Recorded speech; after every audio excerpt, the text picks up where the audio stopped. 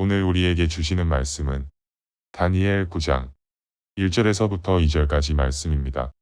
메대 족속 아하수에로의 아들 다리오가 갈대아 나라 왕으로 세움을 받던 첫해 곧 그 통치 원년에 나 다니엘이 책을 통해 여호와께서 말씀으로 선지자 예레미야에게 알려주신 그 연수를 깨달았나니 곧 예루살렘의 황폐함이 70년 만에 그치리라 하신 것이니라. 오늘 이 시간은 70일의 의미라는 제목을 가지고 하나님 말씀을 증거하도록 하겠습니다. 저 여러분이 함께 다니엘서의 말씀을 읽었는데 다니엘서에서도 특히 이 9장의 이 내용 자체가 아주 중요한 장으로서 하나님께서 다니엘에게 바로 예레미야에게 주셨던 그 예언의 내용대로 70년 만에 고토로 돌아간다고 하는 그 의미를 깨닫게 하시면서 그것이 이루어지기를 간절히 소망하고 금식하고 기도하던 중에 하나님께서 70일에 대한 의미를 가르쳐 주는 그런 걸 보게 된다는 겁니다. 왜 70년과 70일을 연결하면서 우리에게 말씀을 주셨을까요?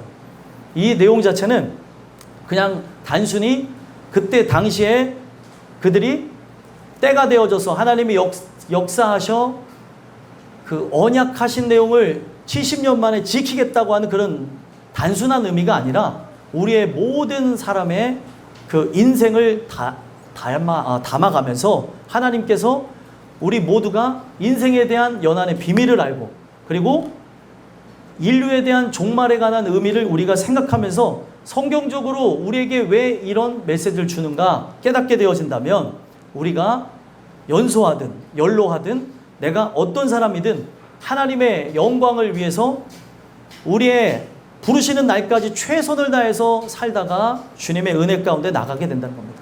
오늘 여러분들이 70일에 대한 의미를 바로 아는 시간이 되셨으면 좋겠고 우리의 삶에 왜 하나님께서 이런 메시지를 주셨는가 오늘 말씀을 통해 정리된 이야기를 통해서 우리 모두가 이것을 알고 나라고 하는 존재는 지금 현재 어떤 상태인가 일단은 인생에 연한 그 70년을 깨달았는가 그리고 그걸 깨달았다면 70일에 대한 의미를 알고 지금 나라고 하는 존재는 마지막 남은 그 한 일의 삶을 어떻게 살아가는가 그걸 돌아봤으면 좋겠습니다. 그래서 오늘 1절과 2절을 내용을 중심으로 해서 이 9장 전체를 보려고 하는 건데요. 자, 하나님께서 메대 족속 아하수에로의 아들 다리오가 갈대아 나라 왕으로 세움을 받던 첫해 그때에 바로 다니엘에게 깨달음을 주십니다. 2절 한번 읽어볼까요? 2절 읽어보겠습니다. 시작.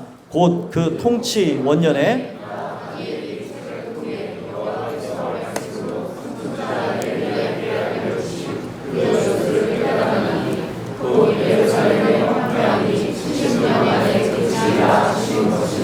아멘. 다니엘이 책을 통해서 여호와께서 말씀으로 선지자 예레미야에게 알려주신 것을 자기에도 깨닫게 하셨다. 이런 얘기를 하는 거예요. 시기적으로 서로가 이렇게 만나기가 어려운 그런 부분이 있었죠. 어떤 일이 있었기 때문에 서로 만나기가 어려웠냐. 우리가 잘 아는 다니엘은 그 바벨론의 1차 침공 때 포로로 붙잡혀 갔어요. 어린 시절에 붙잡혀 가다 보니까 남유다에서 활동하던 예레미야에 대해 남유다가 멸망하고 난 이후 기록되어진 그 말씀에 의해서 예언에 대한 메시지를 훗날에 듣게 되어졌다는 거예요. 사람들이 구전으로 옮겼을 수도 있고 또 기록되어진 내용이 분명히 있죠. 바룩을 통해서 기록한 것도 있고 했기 때문에 이 내용들이 사람들에 의해서 분명히 누구의 귀에도 들어간 거예요. 우리가 아는 다니엘의 귀에도 들어갔고 다니엘이 그 내용에 대해서 분명히 적혀진 바가 있기 때문에 찾아서 봤더니 그 연수를 깨달았다는 거예요. 하나님이 어떤 예언을 하셨죠? 예레미야에게 바로 남유다가 바벨론의 포로로 붙잡혀갈 것인데 포로로 붙잡혀간 사람들은 어떤 사람들이 붙잡혀갔나요?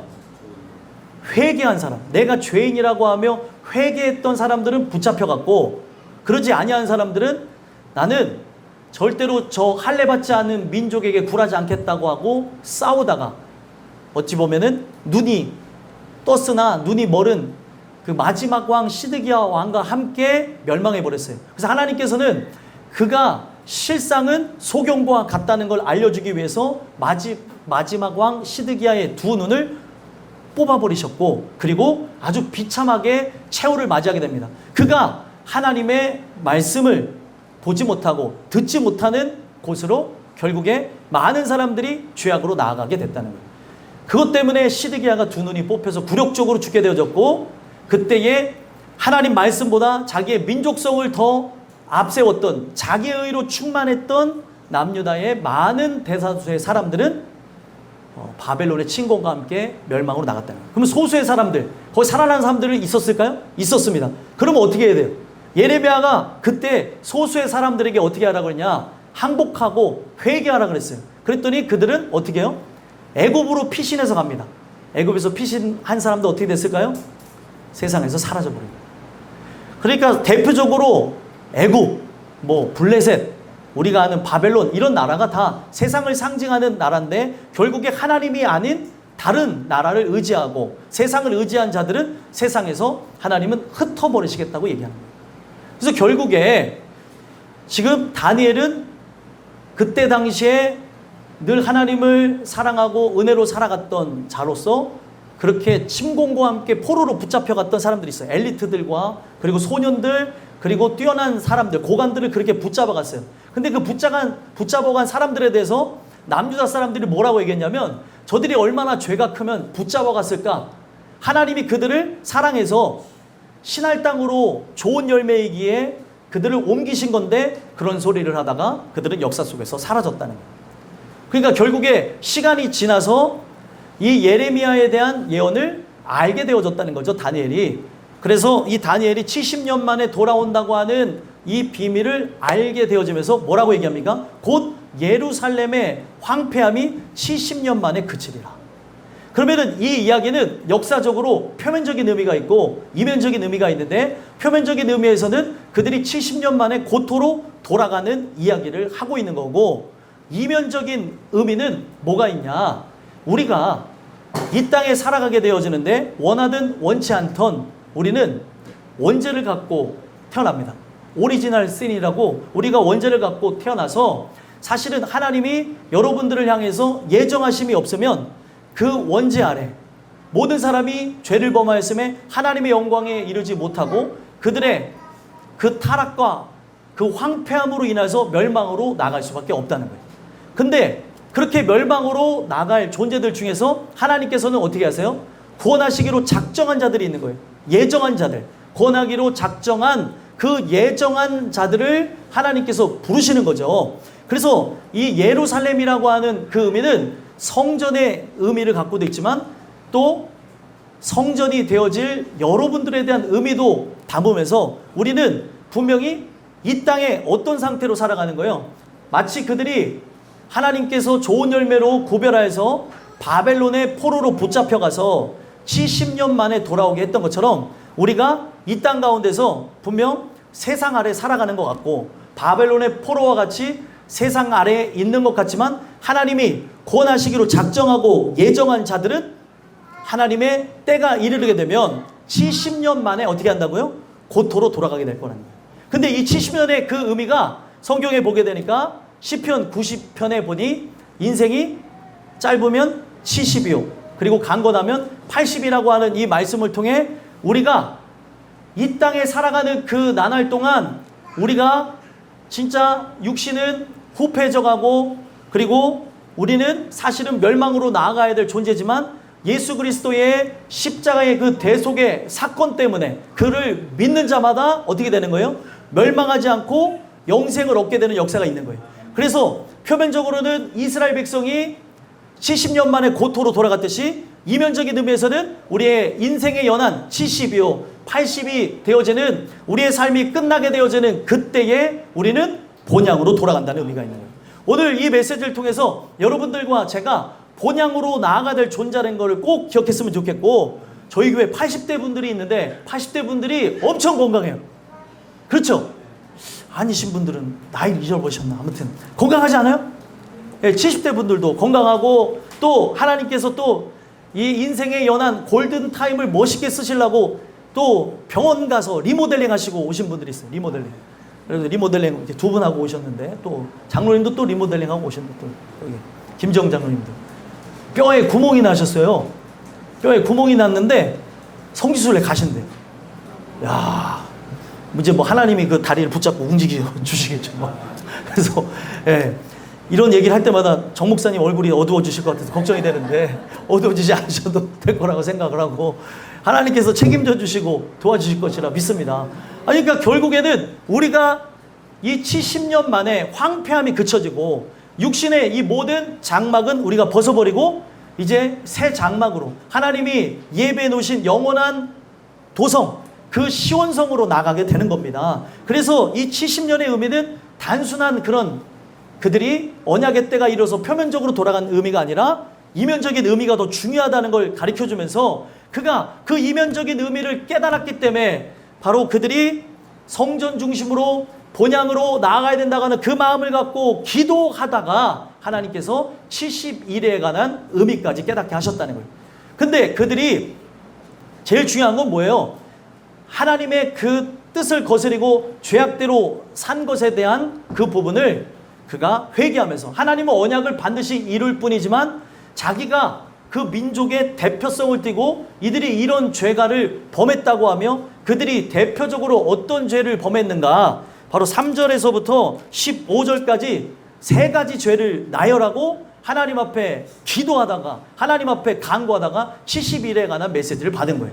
그러면은 그 세 가지 중에 첫 번째에 대한 그 회개 기도가 무엇이었는가를 살펴보면, 그 첫 번째 그 회개 기도를 하기 전에 하나님이 어떤 분이신지에 대해서 먼저 언급하고, 그리고 하나님의 속성에 대해서 이야기를 하고, 하나님이 이런 분이시기 때문에 우리가 이런 죄가를 범했으나 용서해달라는 의미로 말을 하기 시작합니다. 그래서 3절과 4절에 먼저 하나님에 대한 속성을 언급해요. 3절 먼저 읽어볼까요? 한번 읽어보겠습니다. 읽겠습니다. 시작. 내가 금식하며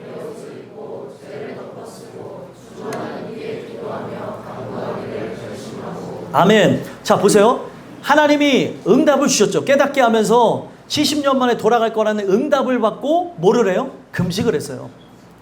제가 응답은 미리 받았다고 말씀드렸잖아요. 5월 13일에 받고 난 이후에 하나님이 이것을 진짜 흐트러짐 없이 진행하여 주시옵시고, 그리고 마음이 하나가 될 수 있도록 도와달라고 하면서 기도를 했던 거예요. 동일한 마음에 성경을 보던 중에, 그리고 또 제가 그 설교했던 부분 속에서 에스라에 대한 부분을 그렇게 여러분들에게 강론하고 그렇게 하게 되어질 때에 나도 금식하면서 그렇게 기도해야 되겠다는 그런 생각이 들어서 그렇게 작정을 하고 했었던 겁니다. 그랬을 때 하나님께서는 이 모든 부분에서 당신이 예고하시고 그리고 예정하셨던 바대로 그대로 진행하셨던 것이죠. 그래서 금식하고 베옷을 입고 죄를 덮어쓰고 하나님 앞에 기도하는데 특징이 있어요. 여기 다니엘은 하나님에 대한 그 총칭을 보통은 주 하나님으로 이렇게 얘기합니다. 왜 주 하나님이라고 얘기했을까요? 아도나이라고 하는 주인, 우리 인생에 하나님이 창조주시고 그분은 나의 주인이시고 나는 피조물입니다. 그래서 하나님이 주인이시라고 하는 그런 표현을 썼고, 하나님이라고 하는 이 표현을 쓴 거는 하나님이 전능하시다는 거예요. 그러니까 하나님이 능력이 힘이 많으셔서 없는 것을 있는 것으로 부르시고, 그리고 무에서 유를 창조하시며 약한 자를 강하게 하는 이 세상의 근본이 되신다고 하는 것을 얘기할 때 하나님이라는 단어를 쓰는 거예요. 그러니까 성경에 하나님이라고 나올 때, 여호와라고 나올 때, 뭐 이런 부분, 주 여호와 하나님 뭐 이렇게 나올 때도 있는데, 이 모든 것에 대해서 그냥 쓰여진 것이 아니라 의도성을 갖고 썼다는 거예요. 온 세상의 주인이시자 우주와 만물을 창조하신 바로 하나님께 기도하고 간구하기를 결심했다라고 얘기해요. 그렇게 간구하는데 이 하나님이 어떤 하나님이라고 얘기해요? 의도적으로 4절에서는 뭐라고 얘기해요? 내 하나님이라고. 내 하나님 여호와께.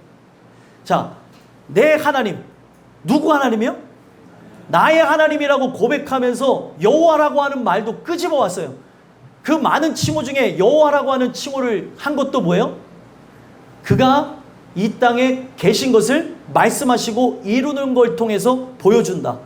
그 하야라고 하는 그 말에서 여호와, 예흐바라는 말이 나왔거든요. 근데 그 말 자체가 여호와라고 하는 말 자체의 그 의미는 모든 것의 원인이 된다, 발생한다, 존재하다 이런 의미를 갖고 있습니다. 그런 부분이 오직 하나님을 통해서 진행이 되어졌기 때문에 지금 그들을 좋은 열매라고 해서 바벨론 땅으로 옮기신 분이 누구예요? 하나님이시기에 지금은 곧 때가 되어졌기 때문에 어떻게 해달라는 거예요? 다시 하나님의 사랑하시는 이 백성을 고토로 돌려달라고 하는 그 측면에서 내 하나님 여호와께 기도하면서 자복한 거예요. 항복하면서 이르기를 크시고 두려워할 줄 주 하나님, 두려워할 주 하나님, 그리고 주를 사랑하고 주의 계명을 지키는 자를 위하여 언약을 지키시고 그에게 인자를 베푸시는 이시여. 하나님의 아주 고유하고 중요한 속성을 나열합니다.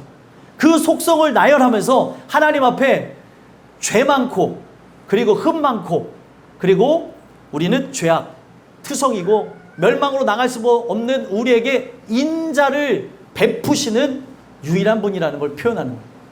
성경에 인자라는 말 나오죠. 헤세드라는 말인데 이 인자라고 하는 이 말 자체는 우리가 그냥 넘길 게 아니라 바로 하나님의 고유 속성 중에 하나인데 우리를 불쌍히 여긴다, 우리를 긍휼히 여긴다라고 할 때 인자라는 말을 씁니다. 그래서 이 하나님에 대한 가장 완전한 한국어 표현은 저는 그렇게 생각해요. 기이한 사랑이라고 그래요. 기이한 사랑. 그래서 인자라고 하는 말이 성경에서 여러 말로 나올 때에 한국어로 잘 번역된 것 중에 하나가 기이한 사랑이라는 거예요. 왜 기이한 사랑이에요? 머리로 이해가 돼요? 안 되죠. 죄인을 어떻게 사랑해요? 그리고 나를 죽이려고 하는 걸 알면서 어떻게 그를 품어줄 수 있습니까? 그러니까 이 모든 걸 알고 자신이 사실은 죽어야 되나 자기보다 더 사랑하는 그 아들의 생명을 그렇게 내어주는 것으로 참고 인내하셨기 때문에 하나님은 사랑이 되시고 그것에 순종하면서 우리에게 은혜를 베푸셨기 때문에 예수님은 바로 은혜로운 분이라고 하는 칭호가 있게 되어진 겁니다. 그래서 오늘 우리가 이 말씀 속에서 생각해 봐야 되는 것은 이런 하나님이기 때문에 하나님이 진짜 약속하셨기 때문에 70년 만에 그들을 돌이키실까요? 안 돌이키실까요? 당연히 돌이키실 것이지만 이런 부분에 대해서 자기가 대표성을 띠고 통회하고 자복하는 마음을 갖고 세 가지 회개 기도를 했다는 거예요. 그중 첫 번째는 바로 무엇이냐? 5절에서부터 이제 8절까지 내용인데 시간 관계상 쭉쭉쭉 넘어간다면 그들이 첫 번째 회개 기도는 무엇이었냐? 여기에 5절 중반절에 보니까 뭐를 떠났대요? 예, 법도와 규례를 떠났다는 거예요. 법도와 규례를 떠난 죄에 대해서 이제 회개라는 거예요. 자, 왜 죄를 범합니까? 죄를 범하는 이유는 반역을 저지르는 거예요. 이따가 이제 다시 한번 살펴보겠지만 반역이라고 하는 건 행위로 나온 것이고 행위로 나오기 전에 어떤 것이 문제가 됩니까? 마음이 썩어 있고요. 그 마음이 썩어 있기 전에 근원이 부패했기 때문에 결국에 행동이 반역으로 나오는 거예요.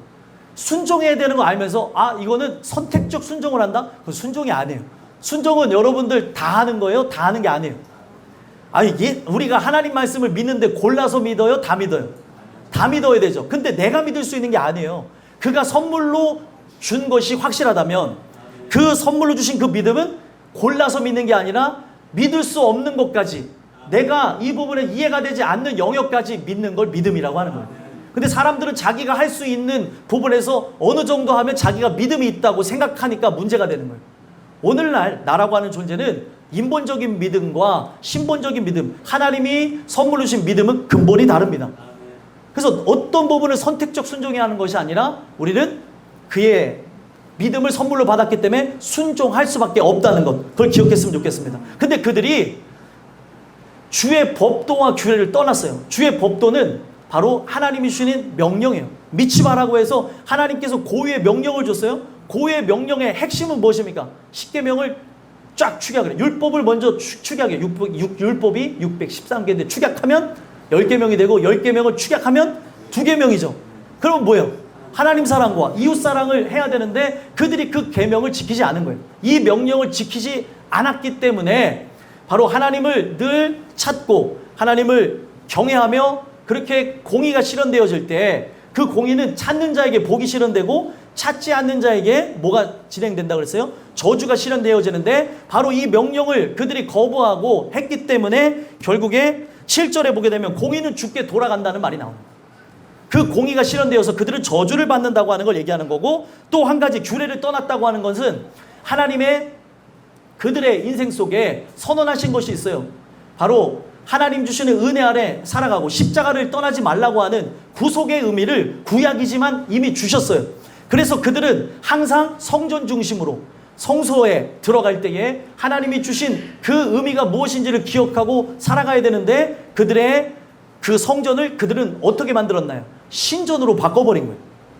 우상이 창고라는 곳으로 바꿔버렸기 때문에 하나님께서는 그들이 규례를, 하나님께서 주셨던 그 모든 것에 대한 선언과 판결을 그들이 떠났다는 거예요. 규례를 떠났다고 하는 것은 선언과 판결을 떠났다고 하는 그런 의미가 되어졌기 때문에, 사실은 우리가 죄인이기 때문에 우리는 다 멸망으로 나아가야 될 존재잖아요. 근데 뭐 때문에 우리는 멸망하지 않는 거예요? 십자가에 누구의 죄가 올려졌어요? 나의 죄가 올려졌잖아요. 우리의 죄이자 나의 죄가 올려졌기 때문에 그것을 믿는 자마다 멸망하지 않고 영생을 얻는 줄 믿습니다. 근데 십자가에서 그가 모든 걸 다 담당하시고 죽으셨는데 이걸 믿지 못하기 때문에, 이 규례에서 떠났기 때문에, 이걸 중심으로 살아가는 것을 그들이 터부시했기 때문에 하나님은 그들을 심판하셨다고 얘기하는 거예요. 그래서 바로 7절 8절에 보게 되면 그들이 결국에 그 수치와 그 심판으로 인해서 공의는 주께 돌아가고, 7절에 8절에 보게 되면 수치는 우리에게 돌아와서 바로 우리가 그 심판으로 인해서 멸망했다는 거예요. 이 죄에 대해서 하나님 앞에 낱낱이 고하고 회개했다는 거예요. 이게 첫 번째입니다. 규례와 법도를 떠난 거에 대해서 회개했고, 두 번째 보게 되면 9절에서 또 12절인데, 여기에 보게 되면은 어떤 것에 대해서 회개를 하게 되어지냐, 바로 율법을 지켜 행하지 않은 것에 대한 죄악에 대해서 회개를 하게 됩니다. 자, 먼저 그는 9절에 긍휼과 용서하심이 누구에게 있대요? 하나님께 있으니 우리는 패역하고 우리는 멸망할 수밖에 없는 존재인데, 그 목소리를 청종하지 아니하고, 10절에 그리고 세우신 율법을 행하지 않았다. 10절 이 하반절에 보게 되면 세우신 율법을 행하지 않은 게 죄악이라는 걸 얘기하는 거예요. 이것을 11절에 보니까 온 이스라엘이 주의 율법을 범하고 치우쳐가서 목소리를 듣지 않았다. 그래서 결국에 율법은 우리에게 주신 이유가 뭐예요? 우리를 진단하는 기능으로 사실 준 거예요. 내가 율법의 요구를 다 지켜 행할 수 없는 존재이기에 나에게 그리스도가 필요하다. 성막을 주신 이유도 바로 상징적인 의미에서 우리에게 그리스도가 필요하다고 하는 그런 의미에서 주었는데, 그들이 그 율법의 요구를 다 수용할 수 없음에도 불구하고 자기 의를 내세우고 자기가 지킨다고 하다가 결국에 어떻게 되는 거예요? 하나님의 언약, 처음 셨던 그 돌판을 깨트려 버렸고, 그들의 죄가로 인해서 그 다음에 새로운 돌판을 줬죠. 새로운 돌판을 줄 때에 제일 중요한 건 돌판을 누가 준비해 갔어요? 바로 모세가 준비해 갔고, 그거를 적어주시는 이는 누구예요? 하나님이신 거죠. 그래서 오늘날 우리에게도 나라고 하는 존재, 마음의 신비에 하나님의 그 말씀을 새겨주셔야 우리는 그 새겨진 말씀에 따라 살아갈 수가 있는 거예요. 내가 그것을 뭐 행해 나갈 수 있는 게 아니라, 우리의 돌판까지는 만들 수 있어요. 형식까지는 만들 수 있어요. 근데 그 그릇 안에 담겨질 제일 중요한 그 언약은, 그 십계명의 정신인 하나님 사랑과 그 이웃 사랑은 하나님이 새겨주셔야 신비에 적혀진 걸 우리는 보고 살아갈 수 있는 존재가 되는 거예요. 그래서 율법의 요구를 우리가 다 수용할 수 없기 때문에 결국에 누가 이 율법의 요구대로 죽으신 거예요? 예수님이 죽으신 거죠. 그러면은 그 예수님이 죽으신 그것에 대해서 그들이 생각해보고 나가야 되는데, 구약이지만 그런 부분에 대해서 이들이 다 열려진 시대는 아니지만 생각해 봐야 되는 부분이 있는데, 이 모든 부분에서 내가 지켜 행할 수 있다고 하고 범죄하고 자기 의를 내세우니 결국에 율법의 요구대로 그들은 다 이걸 감당하지 못하니까 범죄한 것으로 심판을 받게 되어졌다는 거예요. 이게 바로 두 번째 죄가 되는 겁니다. 그래서 12절에 보면 그들에게 주께서 큰 재앙을 내려서 그들에게 심판을 주셨다라고 얘기하는 거고, 이 부분에 대해서 우리가 아는 다니엘은 회개를 했던 거예요. 그리고 세 번째 그가 회개했던 내용은 뭐냐면 13절에서부터 15절까지 내용인데, 율법을 줬어요. 그 율법을 그들이 지켜야 되는데 지키지 않은 거는 바로 하나님의 명령에 불순종해서 그런 거죠. 그래서 13절에서 15절까지 내용은 여호와의 목소리를 그들이 청종하지 않았다고 하는 것, 그리고 결국에 그 목소리를 듣지 아니하였다라고 하는 14절 내용. 모든 일이 공의로우시나 우리가 그의 목소리를 듣지 아니하였다, 불순종했다고 하는 그 죄가에 대해서 바로 회개를 하게 됩니다. 그래서 결국에 이 세 가지 죄를 얘기하면서 자기네들은 하나님께서 남유다를 멸망시켰을 때에 할 말이 없었던 존재. 근데 그런 존재임에도 불구하고 회개한 우리들에 대해서 하나님께서는 좋은 열매라고 여기시고 바벨론 땅으로 포로로 붙잡혀가서 보호하셨다는 거예요. 근데 이제 때가 됐으니 어떻게 해달라는 거예요? 하나님 앞에 살려달라고 하는 거죠. 그래서 이제 16절에서 19절까지 내용을 보면은 계속 반복돼서 나오는 게 구하옵나니 들으시옵소서, 들어주시고 들으시며, 이런 내용들이 계속해서 나와요. 16절에도 나오고 17절에도 나오고 18절에도 나오고 계속해서 뭐를 들어달라는 거예요? 나의 기도를 들어달라고 하는 거죠. 그래서 16절 읽어보게 되면 아주 흥미로운 게 있어요. 자, 아까 전에 그 공의가, 첫 번째 그 공의와 어떻게 보면 공의가 이제 실현되어지는 걸 통해서 어떤 일이 일어났죠? 그들이 찾지 않았기 때문에 저주가 일어났죠.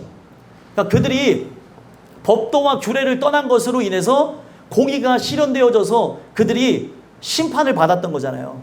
근데 이제는 하나님께서 좋은 열매들을 바벨론 땅으로 보낸 그 상황 가운데서 이들이 다시 하나님을 찾으니 공의가 실현되는데, 찾는 자에게는 뭐가 실현되어진다고요? 복이, 진정한 참복이 실현되어지는데, 그 참복은 우리가 이 세상을 살아가는데 필요한 것들을 그냥 공급하는 정도의 것이 아니라, 참복은 바로 우리 예수 그리스도를 마음에 모셔서 고토로 돌아가는, 그들이 그 언약과 함께 고토로 돌아가는, 우리는 예수와 함께 바로 본향으로 돌아가는, 이것이 진정한 복이라는 거예요. 그래서 공의를 따라서 하나님 그들을 어떻게 해달라는 거예요? 우리를 회복시켜달라라고 하면서 기도하는 거예요. 나의 기도를 들으시고 회복시켜달라. 나의 하나님이여 귀를 기울이시고 들으시며 눈을 떠서 이걸 봐주시고 살려달라라고 하면서 19절에 다시 이 모든 내용을 이제 언급합니다. 19절에 이걸 딱 언급하면서 뭐라고 얘기해요? 주요 3창의 기원이 여기서 나오죠. 19절 한번 읽어보겠습니다. 읽겠습니다. 시작. 주여 들으소서.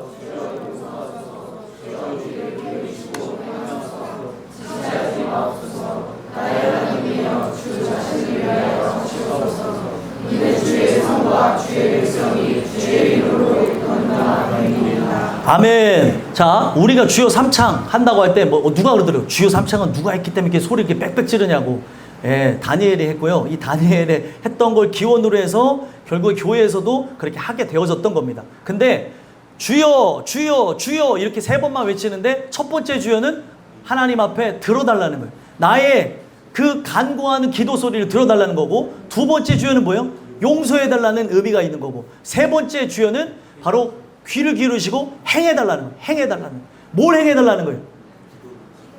바로 하나님이 우리의 기도를 들어주셔서, 그리고 용서해 주셔서 그들이 다시 어디로 돌아가게 해달라는 거예요?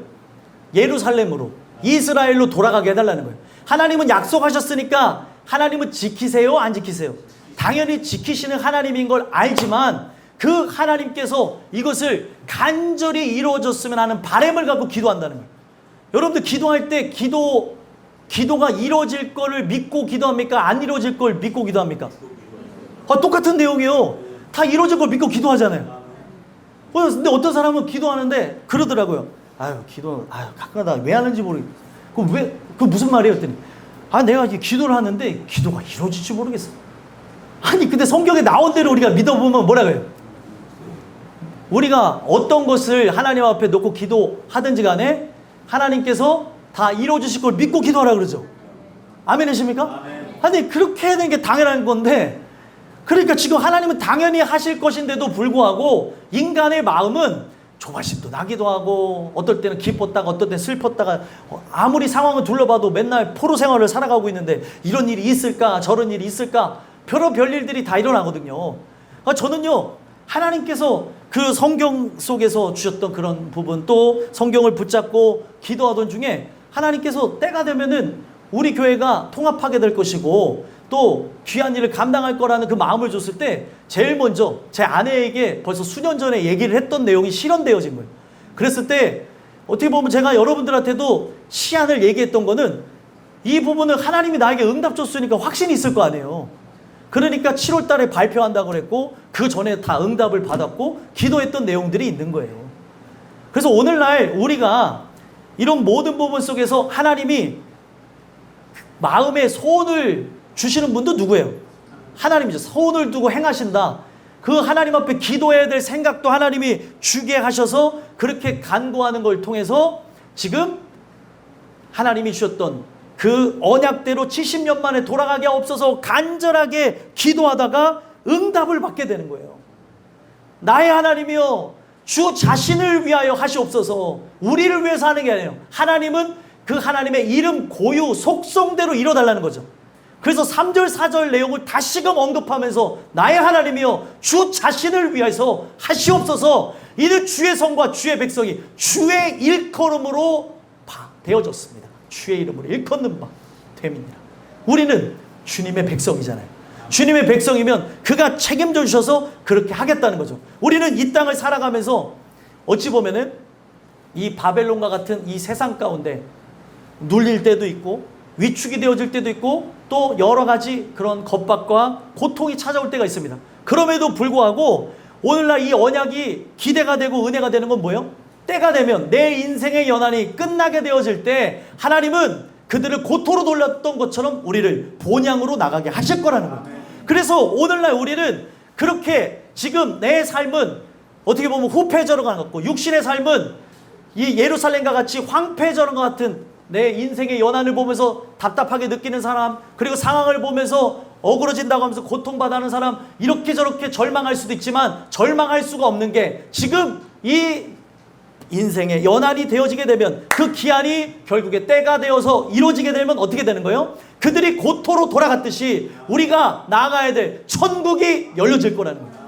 그러니까 우리는 절망하며 살아갈 필요가 없는 거예요. 하나님께서 이렇게 하시겠다고 하니 하나님 이 모든 부분에서 상황은 환경은 형편과 처제는 나를 누르고 믿을 수가 없지만 하나님 말씀만 믿습니다. 그렇게 나가게 되어질 때 여러분들과 저는 그렇게 본향으로 돌아가야 되는 날이 오게 된다는 거예요. 그래서 이 부분에 대한 응답을 누가 이제 줍니까? 기도하던 중에 바로 20절에서부터 27절까지 내용을 보게 되면 70일에 대한 그런 내용을 누가 이 응답을 갖고 옵니까? 가브리엘 천사가 응답을 갖고 딱 와요. 응답을 갖고 와서 하나님 앞에 그렇게 간구할 때에 바로 이전에 환상 중에 본 그 사람 가브리엘이 빨리 날아서 21절에 저녁 제사를 드릴 즈음에 바로 나타나서 가르쳐줬다는 거예요. 앞으로 어떤 일이 있을지 가르치며 내게 말하여 22절에 다니엘아 내가 이제 내게 지혜와 총명을 주려고 왔노라. 이 지혜와 총명이 있어야지만 70일에 관한 의미를 깨닫게 되는 거예요. 오늘날도 마찬가지입니다. 70일에 관한 얘기가 이런 사람은 이렇게 얘기하고 저런 사람은 저렇게 얘기하고 전천년주의자, 무천년주의자, 세대주의 뭐 자기네들이 갖는 신학에 따라 다 다른데 성경대로 한번 봐보자는 거예요. 성경대로 이것이 어떻게 진행되어지는가. 그래서 오늘날 이 지혜와 총명은 바로 가브리엘이 하나님의 그 응답을 갖고 와서 주는 것으로 70일에 관한 의미를 깨닫게 하는 게 목적이었던 거예요. 그러니까 아까는 하나님의 그 인생의 연한에 대해서 그들이 고토로 돌아가는 것, 본향에 관한 의미를 어떻게 보면 한 사람의 인생을 두고 얘기를 했다고 한다면 지금 70일에는 뭐예요? 온 인류에 관한 메시지, 온 인류의 그 기간의 끝에 대해서 이야기를 하려고 지혜와 총명을 주려고 왔고, 그리고 내가 기도를 시작할 즈음에 하나님이 바로 명령이 내렸으므로 내게 알리러 왔다. 그래서 너는 은총을 크게 입었고 23절에 그런즉 너는 이 일을 생각하고 그 환상을 깨달을지니라. 이것을 깨달아야지만 인생이 구속사의 정점에 관한 이야기를 담고 있는 70일에 관한 의미를 알고 그냥 삶을 허송세월 보내는 게 아니라 예수님의 초림과 그리고 재림에 대한 그 의미를 알고 이 세상에 시간이 얼마 남았는지를 알고 다시 오실 주님을 바라보고 살아가게 된다는 거예요.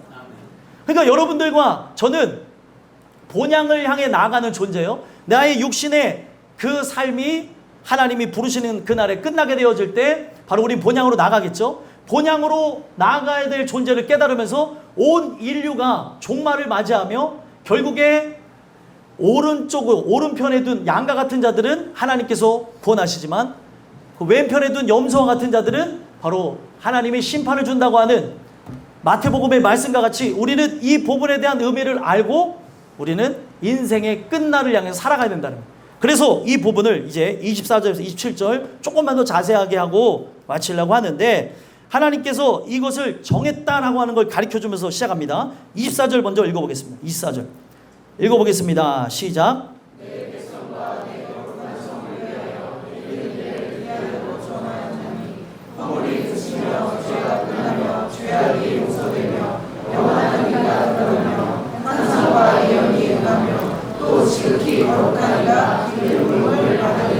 아멘. 자, 내 백성과 내 거룩한 성을 위하여 이른 일의 기한으로 정했다. 내 백성, 내 거룩한 성, 바로 저와 여러분들을 상징하는 겁니다.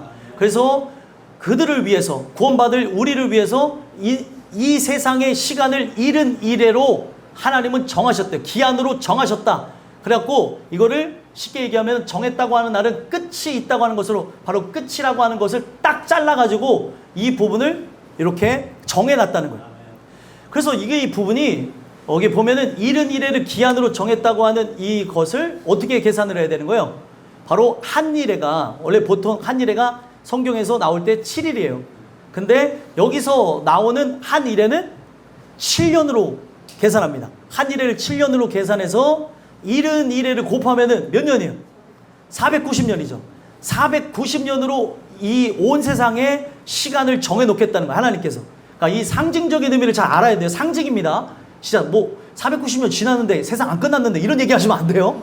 거기에 상징적인 의미를 알고 어떤 의미 속에서 왜 예수님이 오셔서 말세의 시작이라고 얘기를 했고 또 제자들이 활동할 때에 말세의 때가 가까이 왔다는 말에 대해서 왜 계속 받아서 했는가에 대한 얘기를 드리려고 하는 거예요.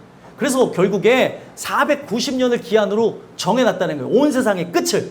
누가 정했대요? 하나님이 정했다는 거예요. 제가 정한 게 아니에요. 저한테 물어보지 마시고 하나님 앞에 물어보세요. 근데 저는 이 부분 속에서 깨달은 바 여러분한테 놔두려고 하는데 이 49년으로 정해놓은 490년으로 정해놓은 이 내용에 대해서 시작을 하기를 어떻게 이 내용의 초입과 중간과 끝을 하겠다는 거예요. 자, 이 기한이 정해졌는데 시작이 되어질 때에 허물이 그치며 죄가 끝나며 죄악이 용서되며 자, 이게 뭐냐? 세 가지 죄에 대해서 언급하고 있는 거예요. 거꾸로 들어갑니다. 여기 죄악이라고 하는 이것이 근원의 죄, 아바라는 단어를 썼어요. 이니코티라고도 하는데 근원의 죄. 그리고 여기서 나오는 죄가 끝나며 라고 하는 이 죄는 바로 마음의 죄, 신이라고도 하고 이게 바로 어떤 거냐? 하타라는 그 단어에서 온 거예요. 하타가 뭐냐면 이렇게 관역이 있어요. 관역 화살을 이렇게 딱 쏠 때 관역이 명중해야 되는 거죠. 근데 빗나갔다라고 하는 게 하타라는 말이에요. 빗나갔다. 그러니까 결국에 아까 제가 말씀드린 처음에 근원의 죄라고 하는 거 아까 설명 안 드린 것 같아요. 근원의 죄가 구부러지다는 말을 했었어요. 그러니까 근원이 구부러졌으니까 수도꼭지가 여러분들 삐뚤어진 걸 틀어보셨나요? 그러면 어떻게 돼요? 물이 빗나가잖아요. 그러니까 왜 마음이 삐뚤어지고 엇나가게 되냐면 죄송하지만 사람이 마음이 이렇게 삐뚤어진 사람은 뭔 얘기를 해도 못 받아들여요. 그런 거 아세요? 저는 제가 마음이 삐뚤어져서 잘 알겠어요. 그래서 이렇게 알게 될 때가 있어요. 어떨 때 보면은 제 아내를 통해서 깨닫게 하실 때가 있는데 여보 마음이 꼬부라진 거 아니야? 그러니까 지금 내가 하는 말을 잘못 알아듣고 있어. 듣고 보니까 맞아요. 마음이 내가 지금 이렇게 되어져 있으니까 그렇게 되어졌는데 이것이 왜 그러냐? 근원 자체가 구부러져 있는 거예요. 그러니까 근원이 구부러져 있기 때문에 결국에 빗나갈 수밖에 없다고 하는 바로 마음의 죄가 나오는 거고 마음이 빗나갔기 때문에 허물이 나오게 되는 거예요. 근원에서부터 나온 거예요. 허물은 뭐예요?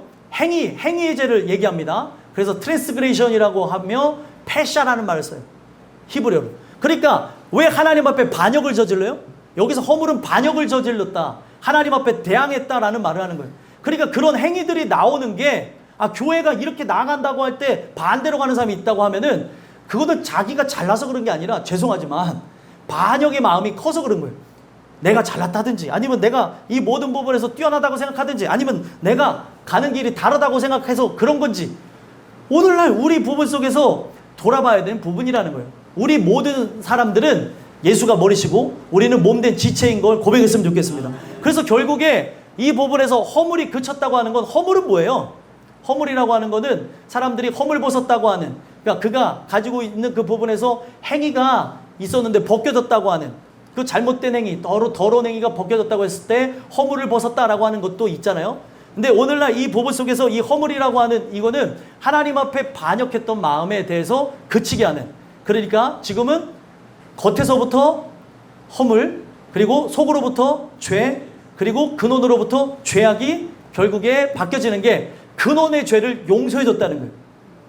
아담의 죄가 전가돼서 우리는 그 타락할 수밖에 없는 존재잖아요. 어떤 사람이 그러더라고요. 자기는 자범죄를 안 졌다고 하는 이상한 말 하시는 분들이 있더라고요. 저는요 법 없이도 살아요. 그건 자기 생각이죠. 모든 사람은 내가 죄를 안 졌다고 하는 착각을 한다 할지라도 뭐 때문에 멸망을 해요? 우리 안에 있는 바로 근원의 죄 아담의 죄가 전가되어졌기 때문에 원죄 때문에 멸망하게 되는 거예요. 근데 그 원죄를 하나님이 용서하시겠다는 거예요. 누굴 통해서요? 예수를 통해서 용서하시겠다고 하는 예수님에 대한 사역이 이렇게 쭉 드러나는 것이죠. 그래서 결국에 예수님을 통해서 이 죄악이 십자가의 죽으심을 통해서 용서되기 때문에 십자가에서 죽으시는 것으로 모든 죄를 도말하시기에 세 가지 죄, 근원의 죄, 마음의 죄, 그리고 행위의 죄를 다 도말하시기 때문에 이것은 영원한 의가 드러나는 것이다. 영원한 의는 뭐예요?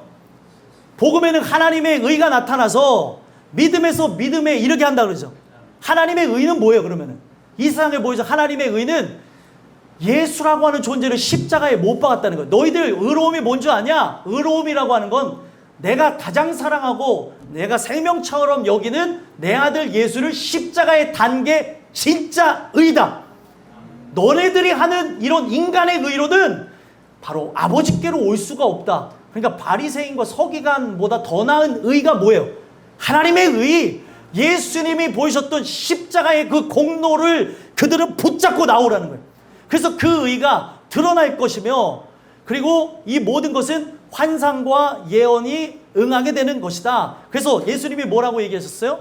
십자가에서 마지막 하신 말이 다 이루었도다 라고 하는 것이고 누가복음의 마지막에 우리가 24장에서 예수님이 뭐라고 얘기해요? 성경에 있는 모든 내용을 응하셨다고 얘기하죠. 그러니까 환상과 예언에 대한 걸 응하면서 어떻게 보면 구속사의 정점, 이 세상의 시작이라고 하는 것도 이 세상의 끝이라고 하는 것도 알파와 오메가 되는 예수님을 통해서 되어졌고 세상이 원하던 원하지 않던 인정하지 않던 결국에 기원전이라는 건 뭐예요? 예수님 탄생 이전 또 기원 후라는 건 예수님 탄생 이후로 모든 세계 역사는 하나로 통일된 거예요. 그러면은 하나로 통일된 역사 속에 가장 중요한 구속사의 정점은 바로 십자가를 체험하는 거라는 거예요. 그 십자가를 체험하는 이 역사를 통해서 우리의 인생은 결국에 하나님이 인류의 종말을 일으키게 되었을 때에 우리가 그 영원한 의가 바로 나를 구원해내셨다고 한다면 그 사람은 멸망하지 않고 영생을 얻는다는 거예요. 바로 이러한 예수가 지극히 거룩한 이로서 기름 부음을 받고 오실 것이다라는 의미라는 겁니다. 그래서 예수님이 기름 부음을 받았다는 거 우리는 예수님을 뭐라고 표현해요? 메시아라고 그러죠. 메시아라고 하는 게 마시아흐라는 말에서 왔어요. 기름 부음을 받았다. 그러면 기름 부음을 받았다고 할 때 예수님은 성경에서 가장 중요한 기름 부음 받은 세 어떻게 보면은 직종의 직책을 다 가지고 오신 분이잖아요. 왕이자 선지자이자 제사장으로서 기름 부음을 받아서 우리 모든 인생을 구원하기 위해서 자기의 몸을 대속물로 주는 바로 대제사장이자 그리고 오늘날 왕으로서 우리를 구원해 가시는 마귀의 권세를 멸하러 오신 바로 하나님의 아들이자 그리고 오늘날 이 모든 성경에 대한 내용을 응하게 하는 어떻게 보면은 이 구속사의 정점의 시작이자 끝인 당신의 그런 모든 말씀을 이루기 위해서 오셨다는 걸 가르쳐 주는 겁니다. 그래서 기름 부음을 받으리라 라고 하는 이 말씀과 함께 결국에 그들에게 이 인생의 연한이 시작되는 걸 쭉 설명해 주는데 25절 한번 읽어볼까요? 읽어보겠습니다. 시작. 그러므로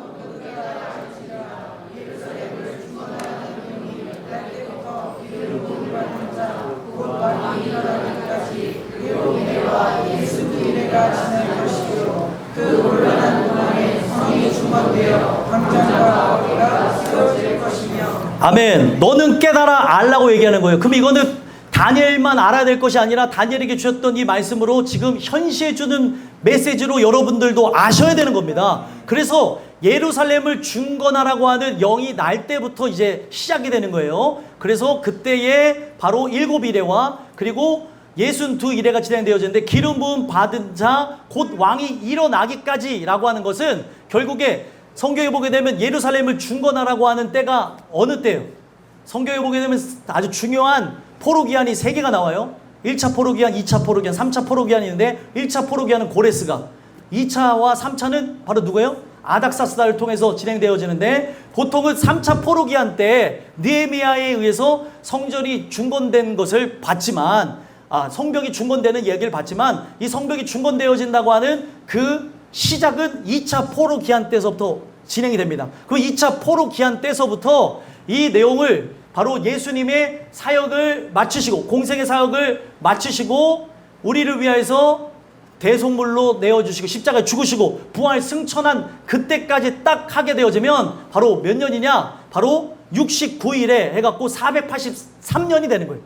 483년이 되어지는 그 내용에 대한 숫자를 정확하게 이야기할 수는 없지만 상징적인 의미로 가져가면서 결국에 어떤 일이 일어난다는 거예요?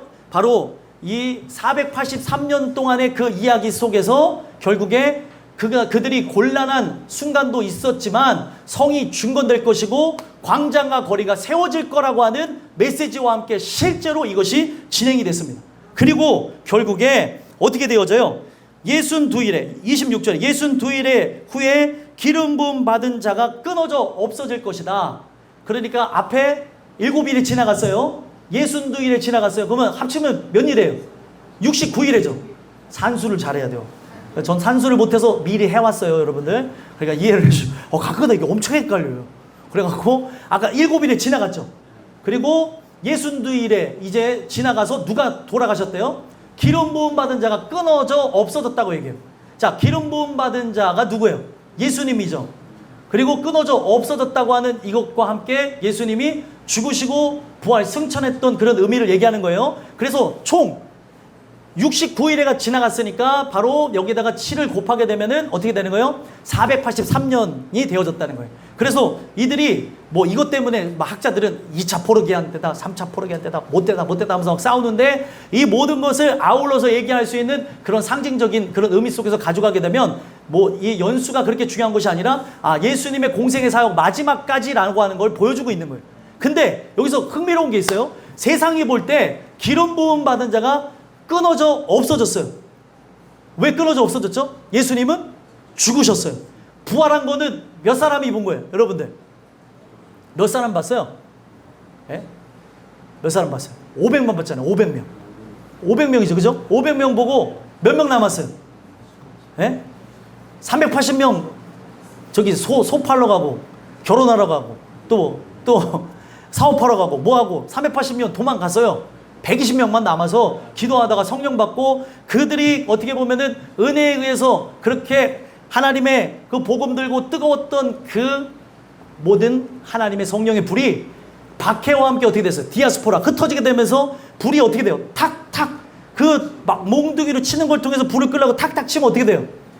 불이 옮겨 붙는 거예요. 그래서 불이 옮겨 붙으면서 오늘날에 이르기까지 성령의 역사가 일어나게 된 것입니다. 근데 참 희한한 게 있어요. 여기에 62일에까지 해서 69일에 이후에 바로 끊어져 없어질 거라고 하는 이 내용과 함께 마지막 한 일회가 남았죠.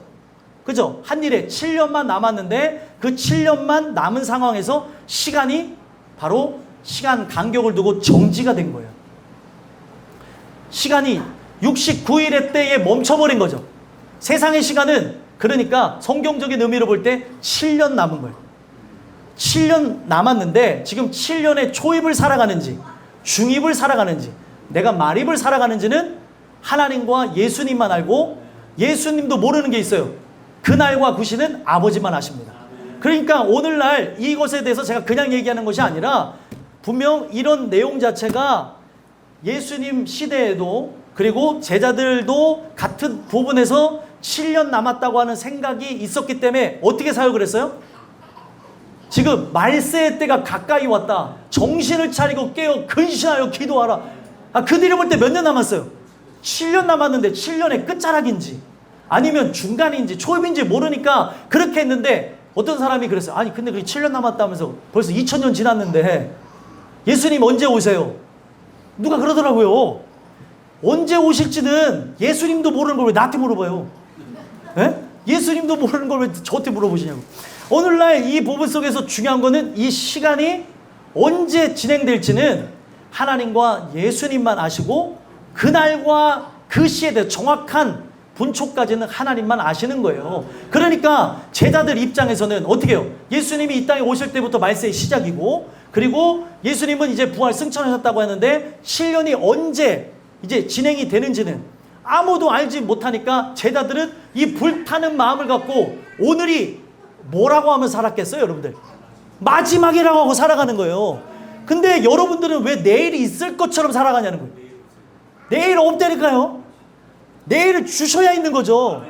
그러니까 염려는 내일 하나님이 아직 안 주실 수도 있는데 왜 염려하냐고 해서 내일 일은 내일 염려하라는 거예요. 오늘 우리가 이 부분 속에서 생각해 봐야 되는 흥미로운 것은 아니 7년 남았다니까. 결혼을 이제 꿈꾸고 있는데 결혼이 전에 예수님 오실 수도 있어. 되게 예수님 결혼은 해야 되는데 진짜 너무하네.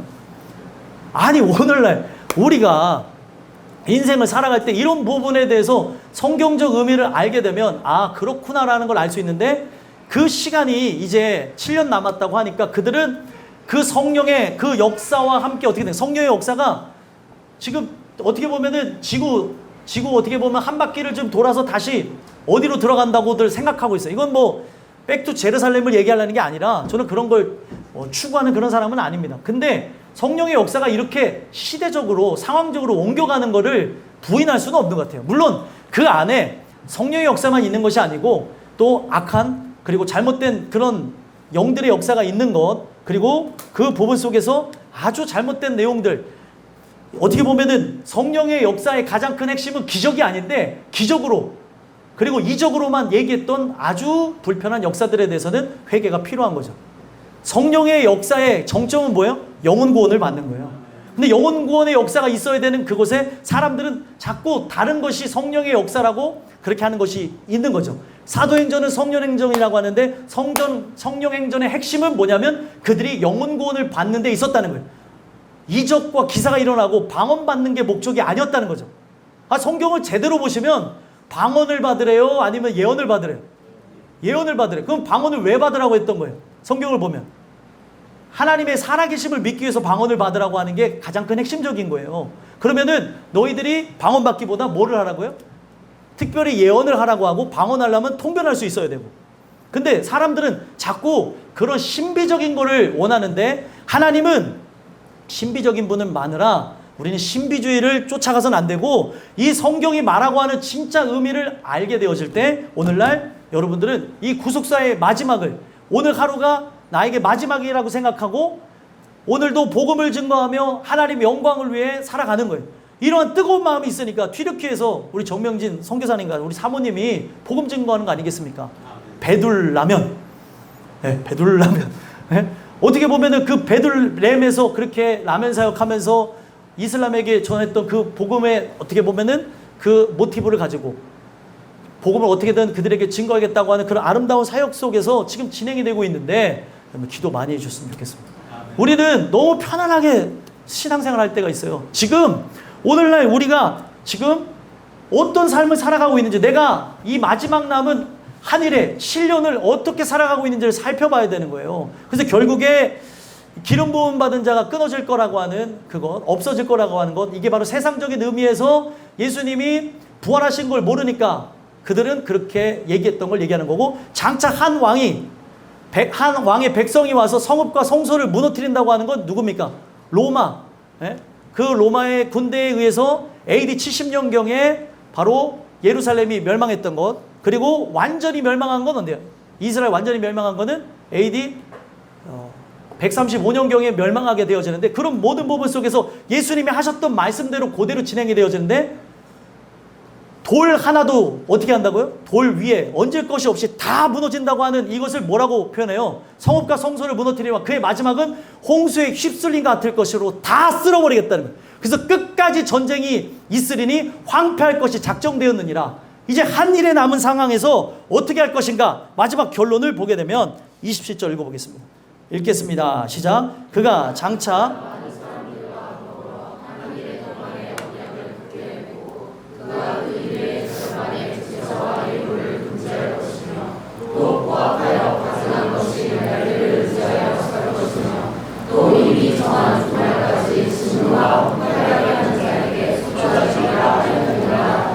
아멘. 그가 장차 많은 사람들과 더불어 뭐를 한다고요? 한 일에 남겨놓으신 이유가 뭐예요?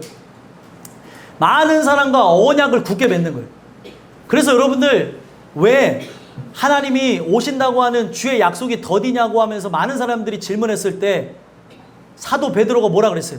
어떤 사람에게는 이 약속이 더딘 것 같지만 천년이 하루 같고 하루가 천년 같은 것을 잊지 말라고 얘기하죠. 그리고 하나님이 바로 예수 그리스도를 통해서 주신 이 복음을 따라 나아갔던 사도들에게 증거되었던 건 뭐예요? 사도 베드로가 뭐라고 얘기합니까? 하나님이 구원하기로 작정한 모든 사람들이 회개에 이르기까지는 이것을 진행해야 된다는 거예요.